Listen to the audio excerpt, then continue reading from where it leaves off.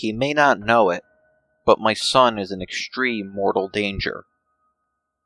With every passing minute, the odds dwindle that I will ever see him alive again. I should have been a better parent. I had too much faith in him. We haven't always been close, and we used to fight a lot. I know he secretly resents me for divorcing his addict mother. On the rare occasion when she actually shows up to her weekly visits to see him, he tells me to leave and listens intently to her mad ramblings, as if just to spite me.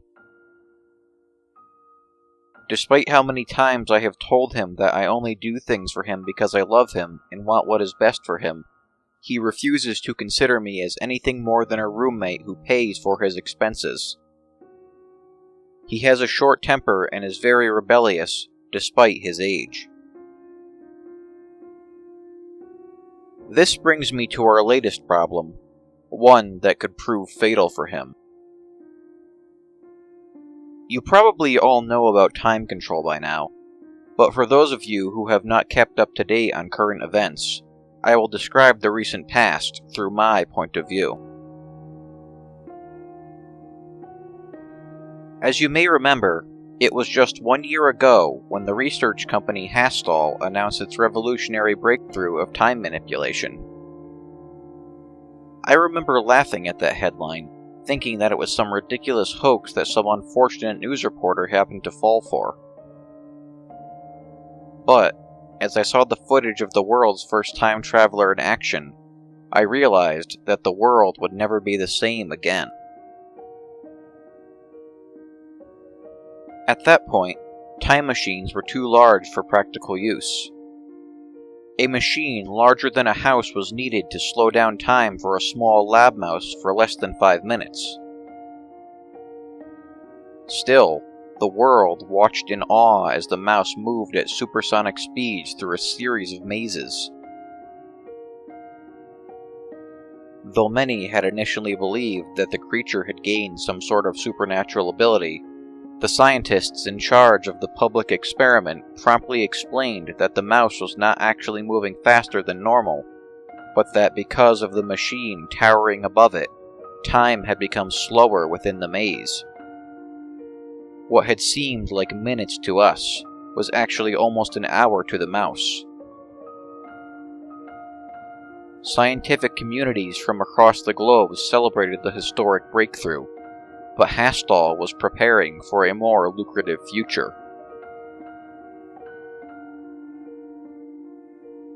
Despite the limitations of the early models, I suspected from the start that it would not be long before Hastal had developed a sleeker and more marketable version of the device for public use. 2 months after the initial breakthrough, commercials bombarded the world about the new Time Pack. The machine that had once filled several linking research rooms and weighed almost a ton could now fit into a large backpack that almost anyone could carry. Instead of minutes, people could freeze the world around them for hours at a time. Despite a price tag so high that only the most wealthy people could afford one, the Time Pack was a huge commercial success. People began completing projects in hours that would typically take days to finish.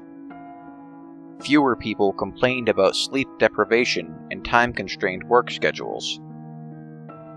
Many people even abandoned their cars, opting to walk everywhere they went as time had become virtually irrelevant to them.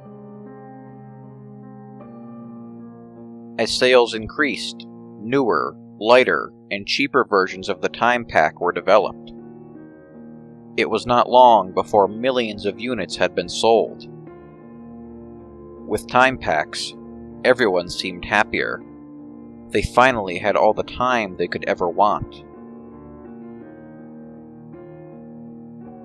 However, as it often accompanies great technology, vile minds and evil hands had turned the technology to favor their dark agendas.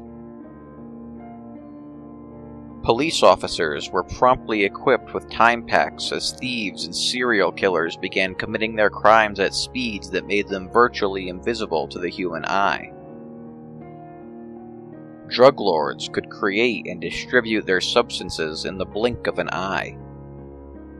Forensic scientists became overwhelmed as they were presented with more and more criminal evidence that dated back centuries.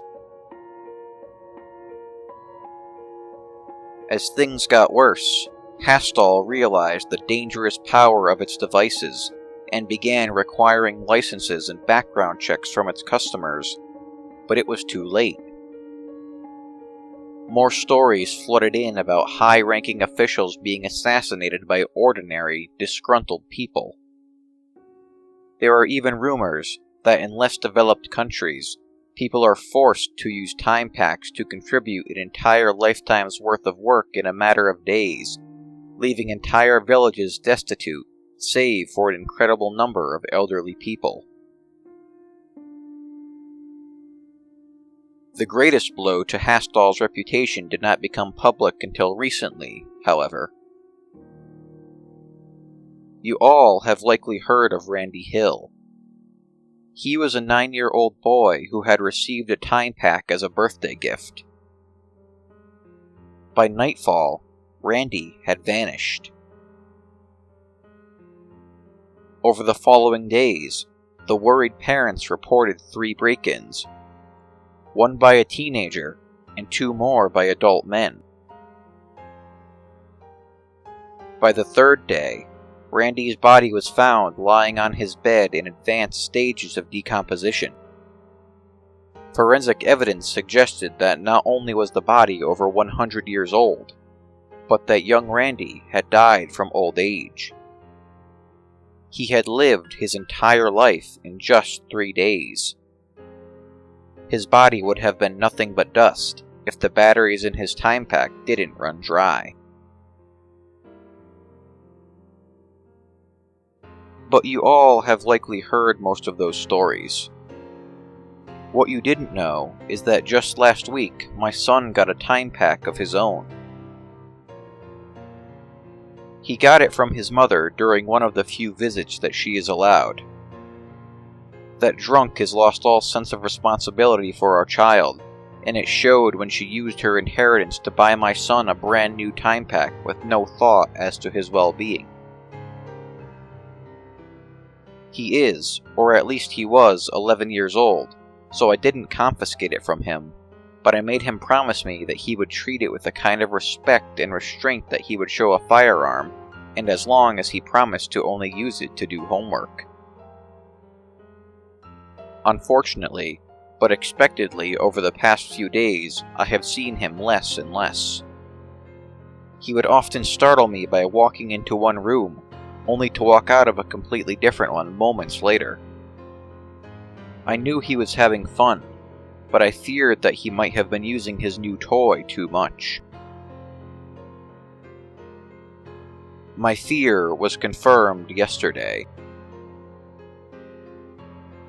I remember the morning clearly, because as I reached the kitchen to prepare breakfast, I saw my son making pancakes. The first thing I noticed was how different he looked. Have you ever reunited with someone that you haven't seen in such a long time that it takes you a while to recognize them? That is how I felt when I saw him. He still looked like a kid, but just a little older.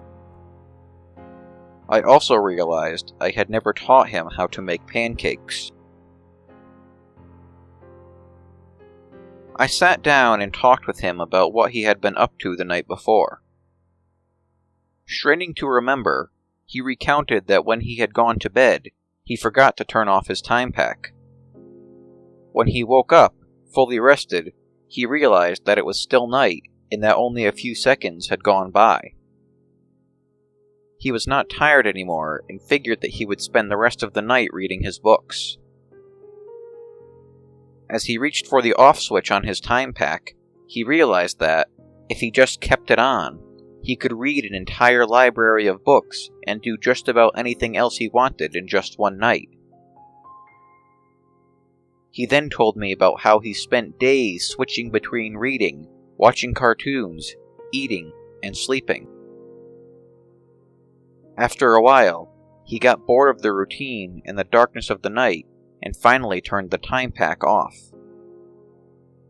The pancakes he had made that morning he had actually learned from a cookbook and had perfected as they had been his snack of choice the night before. I realized then that it had gone too far.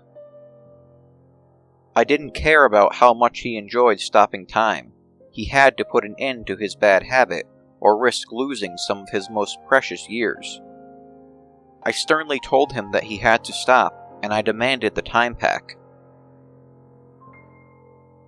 However, he refused, and after a short but heated argument, he turned it on and disappeared. That was yesterday. I have not seen or heard from him since that argument, and I fear he has not turned off his time pack in all that time. I now realize what a terrible mistake I have made. I never taught my son about discipline, self-control, self-dependence, or the importance of getting an education. I don't know where he is or how much time has passed for him. I do think that he will come to his senses eventually, but time is running out. Will he be a 50-year-old man before I see him again? I can't believe I'm saying this, but I wish that he had just decided to run away months ago, before he ever got his time pack. At least then, he would have his whole life ahead of him. If there is anything you can do that can help, please let me know. I read online about a rehab program for people who are addicted to time control, but I think it's too late for that. Contact me as soon as possible with any ideas. I can't think of anything else I can really do.